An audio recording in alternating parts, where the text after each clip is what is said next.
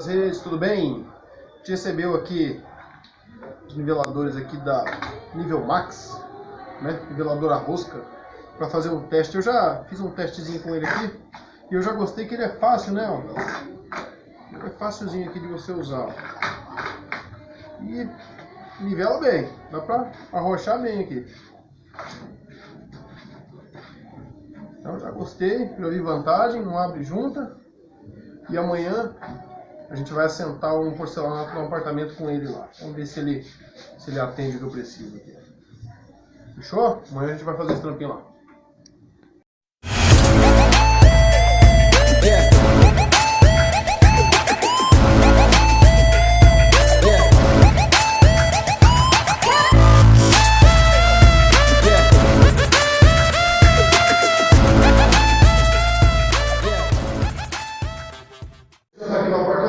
O apartamento que a gente vai proporcionar desse daqui vai ser sala e esse corredorzinho aqui só. Os quartos vai laminado. A gente vai fazer o teste no nivelmax agora.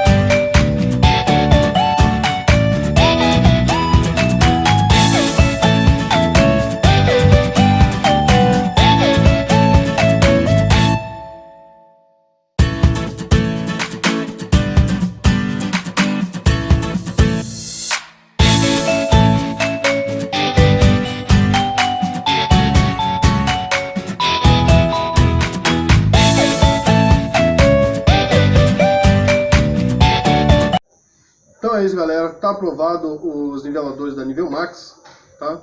Me atenderam muito bem e eu recomendo. Então é mais uma opção aí pra gente que trabalha com o sistema de nivelamento para revestimentos, tá ok? Tamo junto, obrigado até aqui. Quem gostou do vídeo se inscreve no canal e deixa o like aí para ajudar nós. Falou, obrigado!